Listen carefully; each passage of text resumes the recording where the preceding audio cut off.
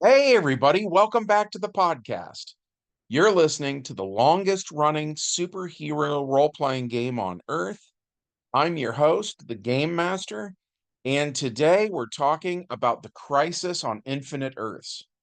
But before we get into that, smash that like button, make sure you're subscribed, ring the bell for notifications, and be sure to leave us a comment. It helps us out on our end with the YouTube algorithm, but also we love hearing from you guys. We've got an awesome community here, and it's all thanks to you. So thank you so much for being here. With all that said, let's dive in. The prologue to this one takes place in July of 1985 in one of an infinite number of parallel universes. This particular dimension is known as Earth SG198405529, and it's a world about to reach the end of its existence. Volcanoes erupt, and the shattered glass version of Trailbreaker tries to use his force fields to stop them, but it's just no use. Trailbreaker says nature's gone insane.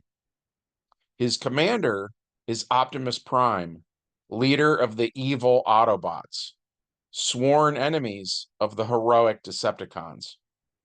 Prime's red eyes glow a little brighter than usual, and he talks about how the Autobots are the most superior species in the universe. And if anyone can put an end to this, it's them. Optimus tells Blaster to radio reinforcements, but Blaster reports back that everyone's already working on it and nothing seems to help. Shattered Glass Bumblebee says, "We're all gonna die." Elsewhere, the heroic Megatron flies over the city. He's made mostly of glossy white metal with glowing blue eyes. Megatron says that despite everything he can do, he can't save the humans. He feels so useless. He watches in horror as a wall of antimatter destroys everything it touches. He flies overhead and sees Alita 1, Optimus Prime's mate, fighting to save the Earth. But the wall of antimatter hits her, and moments later, she's gone. It's as if she never existed. Megatron says if this is how he's going to die, let it be by the side of his beloved. So he returns to Decepticon headquarters, where a female Cybertronian named Megatronia is located. She greets him as he enters the high tech command center, and he tells her that the antimatter is everywhere now, and it's only a matter of time. Back where Shattered Glass Optimus Prime is at, he decides if he's going to die, he wants to go out fighting.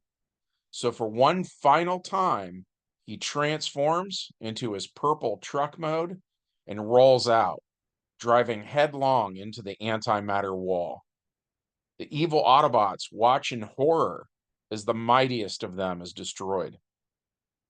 Meanwhile, at the headquarters of the noble Decepticons, a small white robot with glowing blue eyes is placed inside of the space bridge. The Decepticons only have so much energon. The evil Autobots took the rest. So, using what little they have left, they activate the space bridge, but only have enough power to send the small robot. Megatron holds Megatronia as she cries. She weeps for the life that they created together. Megatron tells her he knows of a dimension where heroes live. He says they'll do their best to care for the little protoform. The young robot vanishes, sent away to another universe, and the antimatter comes for Megatron and Megatronia. He tells her he loves her, and she kisses him, and everything goes white. And Earth SG198405529 ceases to exist. Which brings us to the main plot of today's game session. The little white robot arrives at Autobot headquarters, also known as the Ark, but the heroic Autobots aren't here. They've been summoned by the Monitor, and they aren't the only ones. High above Earth K, in a chamber deep within the Monitor's satellite, are gathered together from the cosmic reaches of the universe the most powerful forces of good ever assembled. Atom Power of the Power Lords, Argus, leader of the Protectons from robotics, Bionic One, aka Jack Bennett, the leader of Bionic 6, Captain N, the Game Master, Captain Power of the Soldiers of the Future, Crystal Kane of the Centurions, Crystar, leader of the Crystal Warriors of Order, Duke, commander of G.I. Joe, Egon Spengler, the brains behind the real Ghostbusters, General Rock, heroic leader of the Air Raiders, He-Man, one of the masters of the universe, Kirk Armstrong, sworn enemy of the Inhumanoids, Hotshot, leaders of the heroic faction of Stariors, Jace from the Wheeled Warriors, Jamie Jaren of Lasertag Academy, Jem, leader of the Holograms, John Blackstar, astronaut turned barbarian, Kid Video from the flip side, Leader One, commander of the heroic GoBots, Leonardo, leader of the Teenage Mutant Ninja Turtles, Leoric, king of the Spectral Knights of Prismos, Lionel, lord of the Thundercats, Mako, heroic leader of the Tiger Sharks, Marshall Bravestar, lawman of New Texas, Matt Tracker, leader of M.A.S.K, Mike Summit, leader of the Sky Commanders, Optimus Prime, leader of the heroic Autobots, Prince Dargon of the Sectars, Questar, leader of the Valorians, Quicksilver, leader of the Silverhawks, Rick Hunter, ace Valkyrie pilot, She-Ra, princess of power, Spider-Man, your friendly neighborhood wall crawler, and Superman, the Man of Steel, among countless others. The heroes all meet each other and briefly chat about why they're here, when suddenly a group of shadow demons attacks. Atom Power shoots an energy blast at one, and the bright light of the blast causes it to take damage. Argus transforms into a weird alien vehicle that looks like a clunky metal mixture between a T-Rex and a white bulldozer. And Jace gets into the cockpit, hoping his wheeled warrior skills will carry over to this robotics vehicle. Automan teams up with Captain N, creating various video game power-ups for Captain N to use in the real world, starting with the flashing star from Mario Brothers. Captain Power and Herc Armstrong team up, but do no damage. Crystal Kane gets attacked by one of the shadow demons, so Duke saves her. He smiles and she smiles back. Despite the chaos of the moment, she can't help but be a little infatuated with Duke. Crystar and Egu of the Herculoids attack one, doing no damage. Egon Spengler and Space Ghost team up, taking out a shadow demon with their respective energy blasts. Egon asks Space Ghost if he's an actual ghost, and Space Ghost tells him not to get any ideas. He-Man and She-Ra team up, and another shadow demon vanishes from taking too much damage. Jamie Jaren shoots one with her Starlight pistol, and it's destroyed. Jem and Kid Video team up. Jem shares her hologram technology with Kid, who asks Jem's computer, which is called Synergy, to create a laser weapon that he could use. John Blackstar and Thundar team up and attack one, but do no damage. Leader One transforms into jet mode, and Rick Hunter gets in, hoping that Leader One is as easy to fly as a Veritech is. Leonardo and Mako team up, attacking but doing no damage. Leoric unleashes the light within, killing the nearest shadow demon with a glowing blue lion construct. Lion-O and Marshall Bravestar team up and attack, and the Sword of Omens destroys a shadow demon in one blast. Matt Tracker gets into Turbo Teen while Brett is in his red sports car mode, and Matt uses his driving skills to hold a demolition derby. Optimus Prime blasts one, killing it, and Prince Dargon and Questar jump on the back of a gigantic flying insect called Dragonflyer. Questar uses his psychic powers to help Dragonflyer dodge incoming attacks, and Questar's impressed. Quicksilver of the Silverhawks and the Amazing Spider-Man team up and attack a shadow demon, but sadly they do no damage. Superman then hits one with 30 APs of heat vision, defeating it. As all of this is happening, the dinosaurs from Questar's world end up in the futuristic world that Jamie Jaren is from. And the people in the future are confused as to why there are dinosaurs here. Likewise, the other dino riders in Earth's distant past can see a futuristic city in the distance, and they wonder if it has something to do with the space-time energy projector, which they call the STEP crystal.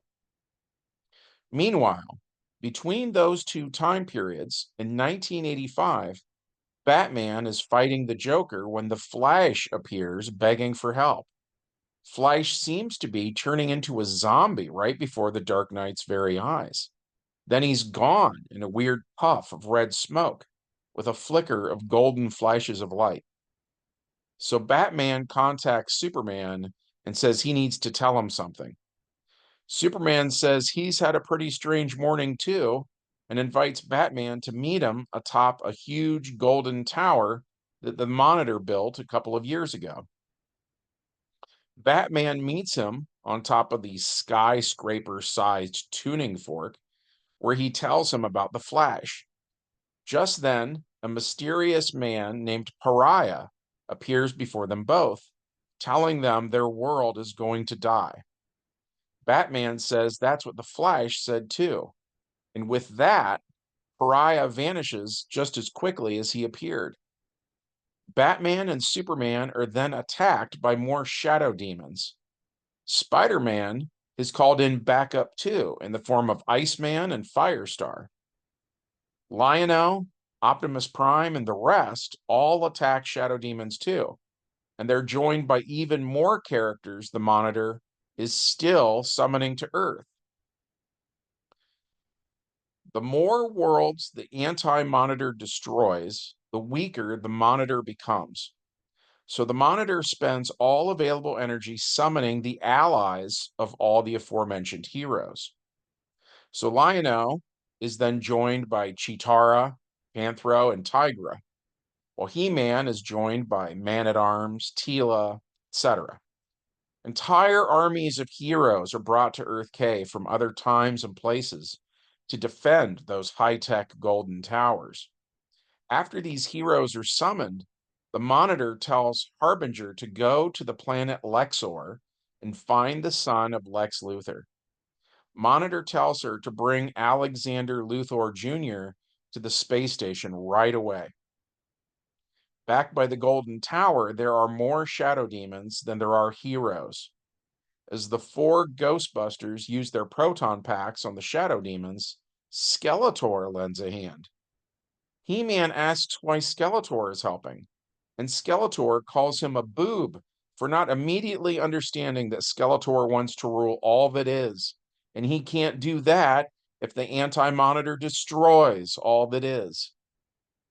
Mumra helps the Thundercats, Monstar helps the Silverhawks, and Megatron transforms into his pistol mode so that Optimus Prime can use him to shoot shadow demons. A villain named Psycho Pirate has weird emotional powers, though, and tries to absorb the trauma that Pariah has experienced from watching countless worlds die.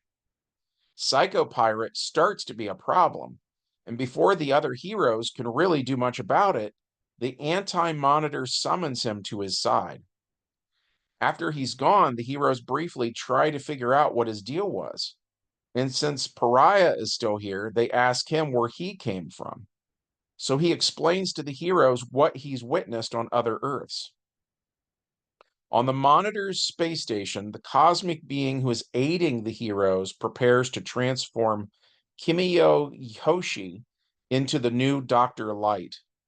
While doing this, Harbinger falls victim to mind control by the Anti-Monitor, who commands her to give him a status report. Harbinger tells the Anti-Monitor that while not every hero has been brought here yet, the ones who are stand ready. The villain says the Monitor will fail and always has failed in the past. The Anti-Monitor explains that he is stealing the Monitor's power, and as such, the heroes are doomed. The Anti-Monitor says all who oppose him are fools for not accepting the inevitable. In the end, every universe made of matter will be destroyed, and an antimatter multiverse will take their place. The Anti-Monitor summons Harbinger to his expansive headquarters. He's shrouded in darkness with a large window behind him that looks out into space. Standing nearby is the villain known as Psychopirate, who now serves the Anti-Monitor as well. Monitor tells Harbinger to destroy Alexander Luthor. Then he banishes her back to the Monitor's satellite. Psychopirate tells the Monitor that her mind is unstable, a mess of contradictory emotions. Psychopirate offers to force her to experience blind obedience or even love for the Anti-Monitor, if that's his wish. But the Anti-Monitor says there's no need. She will slay the Monitor soon enough, even though the Monitor is like a mother to her. Meanwhile, in Central City, the Flash is trying to stop lava from rising up out of the ground. He does things like spin his hands in circles, creating miniature tornadoes to cool the lava down, turning it to stone, when suddenly he sees the antimatter wall. As it comes right for him, Flash says he has only one hope. He starts to vibrate his molecules as fast as he can, and he vanishes before the wall hits him, moving backwards through time. Elsewhere, the Titans and the Outsiders are trying to save people from various disasters. The new Superboy, Chris Kent, and the female Kid Flash, Dawn Allen, are with the Titans as they evacuate everyone from an apartment building using super speed. The building collapses, and Donna Troy is going to get buried under the rubble when Superman appears and shields her. She thanks him for the assist, and Superman asks if his son's okay. Superboy says he's fine and asks his dad what's going on with all these weird disasters. Superman explains what he knows so far. Meanwhile, Batman touches base with the Outsiders, telling them these disasters are happening all over the world. Just then, the Flash appears in this moment, moving backwards through time. Batman tries to warn him, but something's wrong and the Flash can't control what's happening to him. Kid Flash runs over to him and yells, "Dad?" But Barry fades again and is gone. Kid Flash asks Batman where her dad went, and Batman says he thinks he's moving backwards through time. Still elsewhere, Brainiac, Ultron, and their hybrid, Ultroniac, are meeting on Brainiac's skull ship.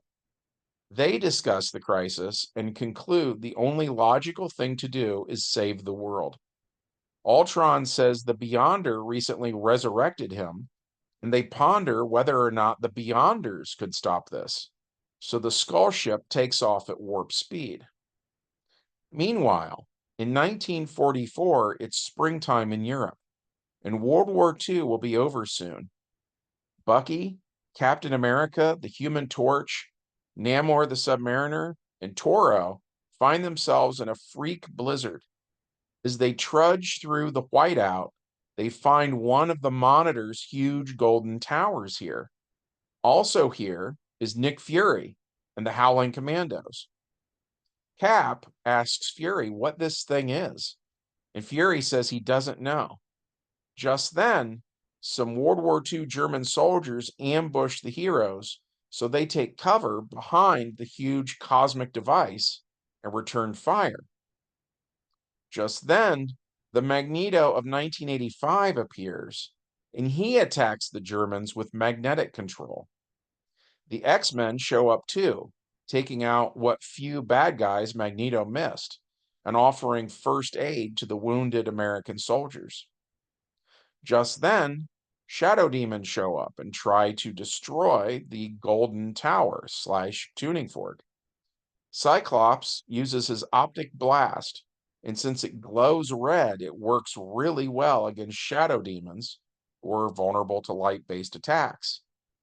Dazzler transforms the sounds of war into more blasts of concentrated light. In the Old West, Zorro, the Phantom, Lone Ranger, Jonah Hex, and Ghost Rider find another golden tower near a literal gold mine. The Flash appears here looking gaunt and weak. Barry collapses, and the Western heroes try to help him, offering him water. A Native American man named Riverkeeper does what he can do to help, and just then, shadow demons emerge from the darkness of the mine shaft, so the Western heroes begin fighting them. In the year 3000, the Legion of Superheroes and the original Guardians of the Galaxy team up. They do what they can as futuristic buildings crumble around them. Vance Astro has Captain America's shield, which has survived for more than 1,000 years. And one of the alien legionnaires asks why he brought a saucer sled with him. Back on the Monitor's satellite, the Monitor watches all of this on view screens. In the Old West, a werebear punches out the Lone Ranger's horse. Monitor sees this and cocks an eyebrow. Pariah shows up, and the Monitor greets him. Pariah says, "You know who I am?" And the Monitor says, "Of course, I've known you for a very long time now." Meanwhile, Power Girl talks with Barbara Gordon, and Batgirl says she feels so helpless. She wishes she had Power Girl's powers so that there was more she could do. Power Girl then sees a plane in trouble, so she flies to where the small plane is and rescues the people that were in it. Batgirl watches through binoculars, and she sees off to the side a weird Batman in an all-black costume with a strange red bat logo on his chest. And he's flying using some sort of boot jets. So Batgirl gets out a bat rope and swings over to where he is, and this, of course, is Terry McGinnis from Batman Beyond. She asks who he is, and he unmasks, explaining that Amanda Waller stole the DNA of Bruce Wayne. Using artificial insemination, Terry's mother became pregnant. So Terry is the biological son of Bruce Wayne, the Golden Age Batman. Terry also refers to Barbara as Commissioner Gordon. So she asks if she survives this. Terry says she does. So she asks how. But Terry says that for some reason in the future, everyone knows there was some sort of big crisis in the mid 80s, but nobody seems to be able to remember the details for some reason. Meanwhile, in the kingdom of Camelot, King Arthur's court is attacked by a giant shadow demon the size of Godzilla.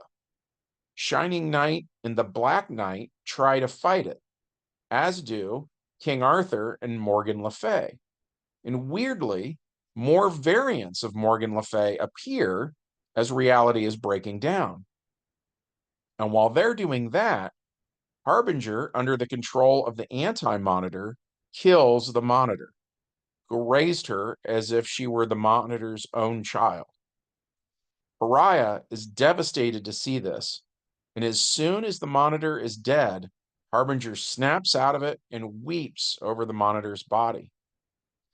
Back in the Anti-Monitor's expansive headquarters, he doesn't understand why he hasn't absorbed the power of the Monitor yet. Psychopirate offers ideas as to why it might be happening, but the Anti-Monitor just tells Psychopirate to be silent. Back in the Monitor's headquarters, a view screen comes on and a recording of the Monitor plays. The recording says that when the Monitor was destroyed, her energy formed a sort of pocket dimension, and Earth K has temporarily been moved into it. Just then, Lex Luthor Jr. walks in wearing a suit of armor. He has curly red hair and tells Harbinger that the Monitor loved her and knew this was the only way this could go.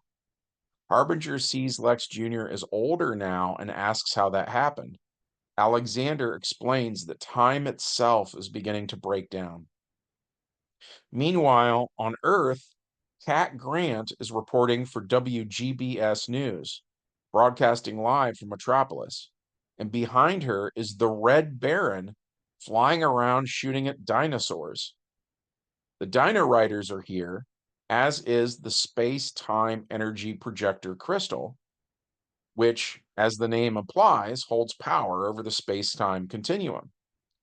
The Centurions are speaking to Questar, leader of the heroic Dino Riders, and they tell him that above them is the space station known as Skyvault, which is manned by a woman named Crystal Kane. The Centurions say that normally Skyvault uses its transporter system to beam down any gear the Centurions might need, jetpacks, weapons, that sort of thing. But Egon has an idea, and in order to carry it out, they'd need to beam up the Step Crystal to Skyvault. The Dino Riders say they guard Step Crystal with their lives. Optimus Prime says that within him resides the Autobot matrix of leadership, and he has consulted the minds of every Prime who carried the matrix before him, and none of them ever saw a crisis of this magnitude before. The Centurions say they're glad to hear Optimus Prime is on board with their plan because they're going to need the Matrix too. Lion-O also reluctantly hands over the Sword of Omens, which has tremendous amounts of Omni power. The various heroes assembled here feel uncomfortable giving up their most treasured items, but when faced with multiversal annihilation, they do so. As all of reality collapses in on 1985, both Captain Kirk and Captain Picard find themselves in orbit of 20th century Earth. In order for Egon to build what needs built, Mr. Spock does a mind meld, passing along to Egon the information he has. And Lieutenant Commander Data lends a hand using his super speed, helping to build the device as quickly as possible. As they start building it, more shadow demons attack, and Luke Skywalker and young Anakin Skywalker, who were the same age, team up using lightsabers against villains who have a weakness to light. So they kill the villains while the other heroes start building the machine they hope will restore things to the way they used to be. As they do this, Harbinger teleports everyone else up to the Monitor's satellite. Reed Richards of the Fantastic Four asks why they're here. Alexander Luthor Jr. says heroes from throughout time and space have all been brought here to save reality as we know it. Alexander also explains that the Monitor, sadly, is now dead, and several people ask what happened to him. Harbinger says the Anti-Monitor used mind control on her and forced her to kill him. The villains here, who are fighting for their continued existence, think Harbinger screwed everyone over, and several of them want to kill her. Mum-Ra orders his bestial mutant henchmen to tear her limb from limb, and Lion-O says, "Not so fast." Mum-Ra smiles, pointing out that Lion-O doesn't have his precious sword anymore. Phantom Stranger cuts him off, telling them if they start fighting amongst themselves, that is what will truly spell their doom. Superman speaks up, making a brief speech. He says there's always hope, and everyone here needs to fight the good fight. He asks Alexander Luthor and Harbinger to send them all back down to Earth so they can do whatever they can to help. So Harbinger sends them back down, and just in time, too. Just as a saber-toothed tiger is getting ready to pounce on a young Lois Lane, who's here from 1938, the older Superman of 1985 punches it, knocking it out. She asks what happened to him and why he's so old. And as he's explaining who he is, the younger Superman of 1938 shows up too. So the two Supermen meet, and the older one wonders why he doesn't remember ever meeting his older self. Terry McGinnis, the Batman from the future, meets a young Bruce Wayne from the World War II era and hugs him, explaining that he's his son. Bruce is surprised, to say the least. As the various heroes converse, several portals open up. Doctor Strange's counterpart from the negative universe brings various villains here, including the current Owlman.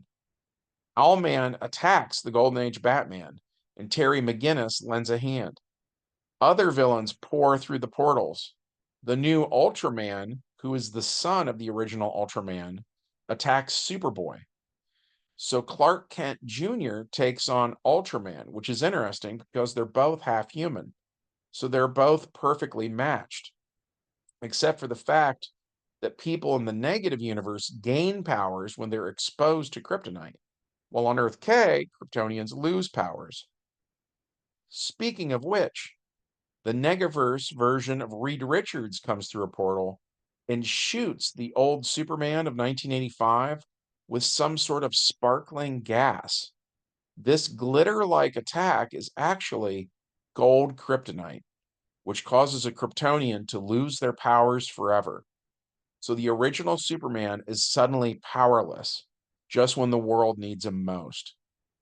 The evil twin of Reed Richards prepares to attack the other Kryptonians here, but he's attacked by the counterpart of Alexander Luthor Jr., who has antimatter-based powers. The glitter dust is destroyed by an equal opposite amount of antimatter. Richards yells at Luthor, calling him a fool, but Luthor says they have no right to expand their own antimatter multiverse at the expense of the positive multiverse. Elsewhere, Brainiac, Ultron, and Ultroniac arrive on Battleworld, a planet the Beyonder created and summoned the heroes to during the Secret Wars event. The robots begin searching for the Beyonder in the hopes he can fix this. Back on Earth K, the villain known as Necron actually does want everyone and everything to die. So Necron and his army of the dead attack those golden towers slash tuning forks that are the only thing protecting Earth K at the moment. The John Redbridge, who's a Green Lantern, catches Necron doing this and fights him with the help of some more lanterns, including Alan Scott, who died in 1947, and Kelson Barber, who's a Green Lantern from 1997. Kelson sees shadow demons on the tower and creates a giant glowing green hand. Kelson's plan is to swat the demons like flies, not realizing that this attack will also destroy the tower and potentially doom the multiverse. So just as Kelson goes to smash both the tower and the shadow demons, anti-heroes from the future arrive and assassinate Kelson. Meanwhile, the Anti-Monitor destroys the Monitor's satellite using his 50 APs of Omnipower. Then he gives all the emotions of everyone on Earth K to the Psychopirate. Psychopirate derives his powers from emotional energy, but this is more than he can take. He is now so powerful it actually hurts. Psychopirate takes control of Captain Marvel and tries to make him kill Power Girl, who has a weakness to magic. Captain Marvel's never felt so much rage and hate, and just as he gets ready to kill her, he's punched by Superman Red, who tells Bill Batson to stay away from his wife. Meanwhile, Mary Marvel fights Ultra Girl. Wonder Woman fights Nubia. Donna Troy fights Drusilla Prince. And Uncle Sam fights Dr. Manhattan, which is really something because Uncle Sam derives his strength from every American. And right now, Americans from past, present, and future are all here at once. So Uncle Sam is more powerful than he's ever been. And he actually kills Dr. Manhattan, who then puts herself back together again. Duke fights Matt Tracker. He-Man fights Lion-O. And Optimus Prime fights Leader One. Blue Beetle, Booster Gold, and Guy Gardner are in Blue Beetle's bug when it suddenly stops. Beetle says he doesn't know why they stopped, so Gardner says he'll take a look. So Guy Gardner drops down through a round door in the bottom of the aircraft and he sees Martian Manhunter has grabbed the bug. Martian Manhunter's daughter punches Guy out. Just then, Harbinger uses her powers and Psycho Pirate can no longer sense anyone's emotions. He calls out to the anti-monitor asking what happened, but there's no reply. On Earth K, the heroes stop fighting each other. Alexander Luthor Jr., Harbinger, and Pariah talk and decide to summon Duke, He-Man, Leonardo, Optimus Prime, Spider-Man, and Superman. Harbinger tells them how all of this was caused when a renegade named Krona created a time viewer which he used to look back at the hand of God creating the universe. The Owens felt bad a member of their race unleashed such evil into the universe, so they first created the Manhunter androids to police the spaceways. And when that didn't work out, they created the Green Lantern Corps. As they talk, the Anti-Monitor hacks the Manhunter robots and the Sentinels, which were built using reverse engineered alien Manhunter technology. And he summons the robots to his expansive headquarters, which resembles a huge stone city floating in his barren realm. Back where Alexander Luthor Jr. is, they're done forming the plan. The modified step crystal is activated, but it doesn't work. Spock and Data discuss the problem and think they figure it out. They get that small white robot who came here earlier, and just as Optimus had the Autobot matrix of leadership in his chest, this Cybertronian newborn carries within him, the Decepticon matrix of leadership from the Shattered Glass universe. So they swap out one matrix for another, and now the device does what they need it to do. It opens a portal to where the anti-monitor is, and everyone goes there. As they come, the anti-monitor sees them on his view screen and commands Psycho Pirate to stop them. The Psycho Pirate tells him he can't. The monitor says, "What? Why do you think I kept you alive?" And then he slaps Psycho Pirate. As the heroes enter the giant cosmic dungeon, the stone walls come alive and become stone golems. So all the heroes from every time and place all fight. Beloved warriors from all of time and space smash these lifeless stone warriors to bits. One hits the now powerless Superman and draws blood. Superman looks at his hand and is surprised to see his own blood. Power Girl comes to save him, and she is attacked by the Anti-Monitor, who has a strength of 60 and a body of 60. So she punches him with her strength of 48, but does no damage. Superman Red punches the Anti-Monitor too, and does no damage. The Anti-Monitor singles out Kara Zor-El and prepares to kill her. Finally, the bartender from the Continuum Bar and Grill, the guy who used to be Dagda and Beowulf and Arthur and Oberon, the guy who tried to seduce Dagger, and in turn, she hit him with light daggers, which actually fixed everything that was ever wrong with him, and which gave back his changeling powers, all the changeling powers, including Oneromancy level 5, also known as Expiation. He uses that to attack the Anti-Monitor. and he literally changes the Anti-Monitor from being a flesh and blood living being into being a dream. And not only is the Anti-Monitor now just a dream, it's a dream everyone is soon going to forget. The Anti-Monitor fades out of existence. And now that the Anti-Monitor is just a figment of everyone's collective imagination, he's powerless to affect the real world. So the heroes return to Earth K, where they find everything the Anti-Monitor had done has been undone. Of course, what other people did is still in effect. They just can't remember why. So, for instance, everyone the Monitor brought here before she died is stuck here now. Dr. Fate's helmet was shattered by the Negaverse Doctor Strange, and it is still shattered. And the various timepieces went back to where they were supposed to be. Each piece of Fate's helmet wound up in those different time periods. So various heroes begin to do the search to try to find the missing pieces of the helmet of Naboo. In 1985, a man named Jared Stevens finds one piece of the helmet that's still in this time period.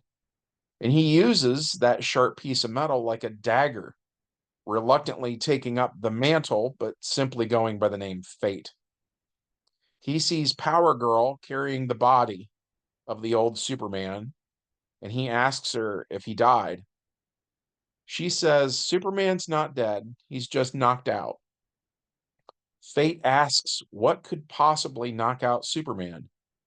Power Girl says, it was but now nobody remembers the Anti-Monitor, except for the bartender, who's the one who used the changeling art that erased the Anti-Monitor from existence. Which brings us to our epilogue. Earth K is a mess.